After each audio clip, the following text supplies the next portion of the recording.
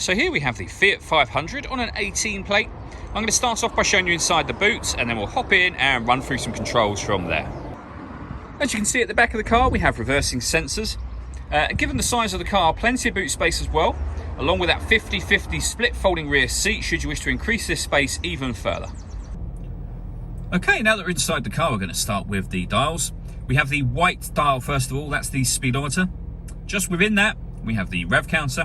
And in that central section, we have the fuel gauge, the coolant temperature gauge, and the total miles for the car, which is 27,492.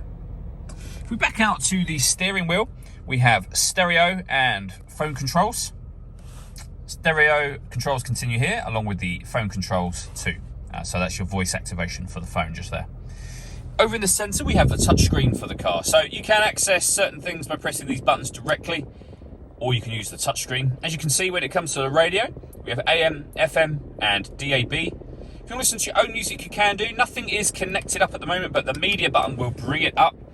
You can listen to it via an auxiliary device and a USB device as well. And you can see USB device being shown on screen now. If you press source, you'll see USB and auxiliary are grayed out. They're quite hard to see.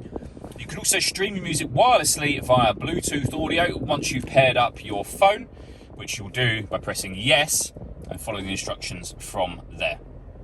Working our way down, we have the power steering button. So if you press that button, it makes the steering extra light for parking, for example. Hazard warning lights, and then front and rear fog lights, and then we have the air conditioning below that. So you can select the temperature, fan speed, direction of the air, whether the air is coming in from outside the car or you're recirculating the air that's in the car, which is a great way of heating up or cooling it down quickly depending on the temperature you've set here. To turn the air conditioning on, you press that button in. So it's actually off at the moment. You can see there's no light there. If I press it in again, you can see the light within the button to let you know the air conditioning is on. Then we have our rear heated screen and our button down here for the stop and start. This car's designed to cut out when it's stationary in traffic. You can turn that off from here. And this one will turn off the traction control for the car. We then have a 5-speed manual gearbox, driver and passenger electric windows, a 12-volt charging socket, and then auxiliary and USB inputs just there.